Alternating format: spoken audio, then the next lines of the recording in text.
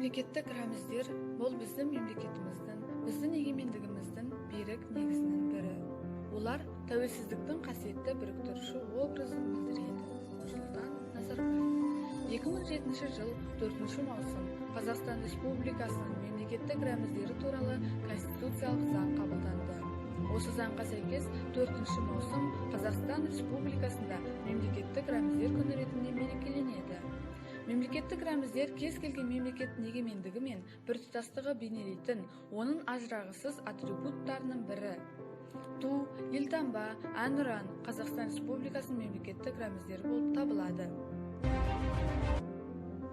Қазақстан Республикасы мемлекеттік туының авторы Қазақстанның еңбек сіңірген өнер қайраткері Шәкен Ниязбеков. Қазақстан Республикасы мемлекеттік елтаңбасының авторы белгілі сәулетшілер Жандарбек Мәлібеков, Шотаман Уәлиханов. Қазақстан Республикасы мемлекеттік әнұранының авторлары Нұрсұлтан Назарбаев, Шәмші Қалдаяқов, Жұмекен Нәжімеденов. Тәуелсіз Қазақстанның тарихында еліміздің мемлекеттік әнұраны 2 рет 1992 және 2006 жылдары бекітілді.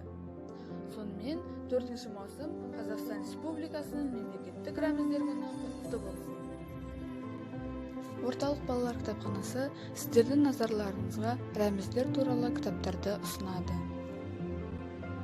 Атап айтсақ, Қазақстан Республикасы мемлекеттік рәміздерінің қалыптасу тарихы, Қазақстан Республикасының мемлекеттік рәміздері тәуелсіздік нышандары, Ербол Шаймерденов, елтаным, елтану әліппесі, туынды көтер және тағы басқа кітаптар. Ербол Шаймерденов, елтаным кітабы.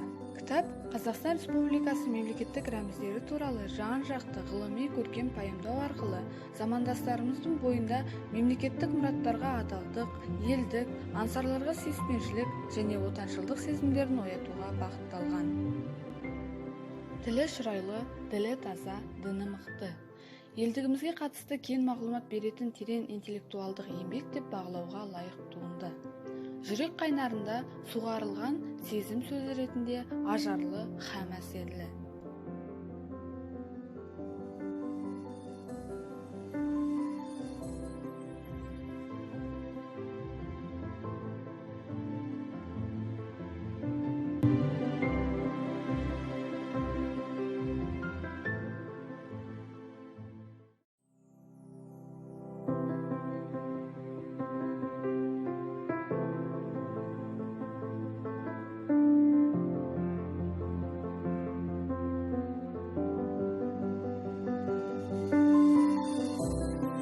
Қазақстан туымен тұғырлы, елтаңбасымен еңселі, әнұранымен айбатты.